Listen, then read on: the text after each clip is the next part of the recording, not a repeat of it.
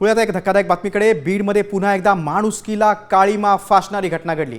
एका विवाहितेचं घरातून अपहरण करत तिच्यावर शारीरिक अत्याचार करण्यात आला. आरोपी एवढंच करून थांबला नाही तर त्यानं तिला चावडीवर बांधून ठेवलं होतं. बीडमध्ये गुन्हेगारी कशी फोफावली आहे पाहूयात या स्पेशल रिपोर्टमधून. बीड पुन्हा हादरलं. बीडमध्ये माणुसकीची आबरू गेली.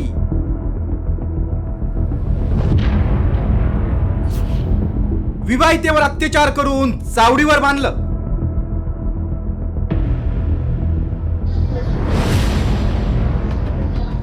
माणुसकीला काळीमा फासणारी ही दृश्य आहेत बीड मधल्या हिवरा पहाडी गावातील. ज्या गावच्या चावडीवर न्याय मिळायला हवा त्याच चावडीवर एका विवाहितेला नराधामानं अत्याचार करून बांधून ठेवलं. 10 मार्चची रात्र. पीडित विवाहिता आपल्या पतीसोबत रात्री घरात झोपली होती. त्याच वेळी आरोपी घरात शिरला. त्यानं विवाहितेला उचलून गावाबाहेरच्या नदीजवळ नेलं आणि अब्रूची लक्तर तोडली. अत्याचार करूनही त्या नराधमाचं मन भरलं नाही. त्यानं विवाहितेला गावात आणलं आणि गावातील चावडीवरच्या खांबाला तिचे हातपाय बांधून ठेवले. रात्रभर बेशुद्ध अवस्थेत असणाऱ्या विवाहितेकडे साधं कुणाचंच लक्ष गेलं नाही. सकाळी गाव जागं झालं आणि हा संतापजनक प्रकार लक्षात आला. गावकऱ्यांनी चावडीभोवती एकच घेराव घातला. मात्र पीडितेला सोडवण्याऐवजी विचारपूस करण्यातच अनेकांनी धन्यता मानली.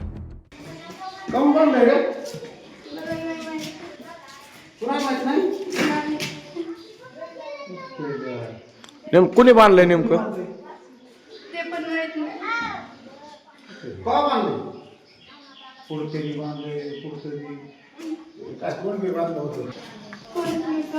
आणि गळ्यातलं दिली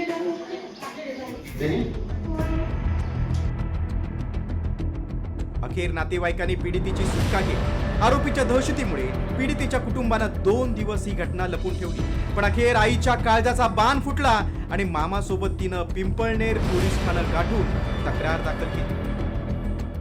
मालकीन ते दिसली नाही घरात, त्यामुळं मी फार घाबरलो आणि मला वाटलं त्याने जीवाचं बरं वाईट काय केलं काय म्हणून त्याच्या आईकडे गेलो मी पहिल्यांदा. तर आई गेले की तर त्या गावातल्या लोकांनी सोडलेलं होतं. म्हणजे चावडीत बांधलेलं, तुम्ही इकडे काय करतात? आणि ते घाबरलेल्या अवस्थेत असल्यामुळे त्यांनी काय पूर्ण माहिती दिली नाही आम्हाला लवकर.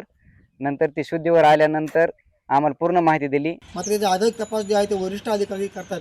त्याचबरोबर या घटनेचा दोन्ही बाजूने तपास केला जातोय. महिलेला ज्या पद्धतीनं अत्याचार करत तिला डांबून ठेवल्याचा धक्कादायक प्रकार समोर आल्यानंतर संपूर्ण जिल्ह्यामध्ये खळबळ निर्माण झाली. मात्र या प्रकरणी एक आरोपी असलेला वैभव पटेकर हा पोलिसांच्या कोठडीमध्ये असून त्याचा अधिक तपास या प्रकरणी केला जातोय. तर विशेषतः पाहायला गेलं तर या प्रकरणामध्ये आणखी काय धागेदोरे आहेत, कोण नेमक्या प्रकरणामध्ये आहे, याच्या पाठीमागचं आणखी काय षडयंत्र आहे हे देखील पाहिलं जातंय. एका पीडित महिलेने तक्रार दिली की तिला गावातील वैभव पटेकर नावाच्या व्यक्तीने ती तिच्या नवऱ्यासोबत घरात झोपलेली असताना बळजबरीने तिला उचलून नेले. तिचं तोंड दाबून नदीवर घेऊन जाऊन तिच्यासोबत बळजबरीने शारीरिक संबंध प्रस्थापित केल्याबाबत तक्रार प्राप्त झालेली आहे.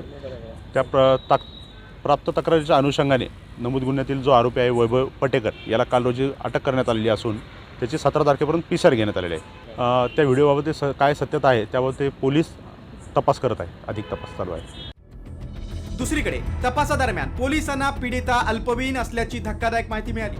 अवघ्या 17 वर्षांच्या या पीडितेचं 4 वर्षांआधी लग्न झालं असल्यानं बालविवाह प्रतिबंधक कायद्याचंही उल्लंघन झाल्याचं समोर आले. त्यामुळे आरोपी आणि पीडितेची चौकशी सुरू आहे. या प्रकरणातील इतर आरोपींचाही शोध सुरू आहे.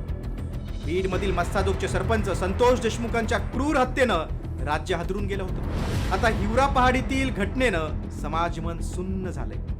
बीडमधील गुन्हेगारी कधी थांबणार आणि ताज्या घटनेतील पीडितेला न्याय कधी मिळणार हाच खरा प्रश्न आहे. योगेश काशीद, साम टीव्ही न्यूज, बीड.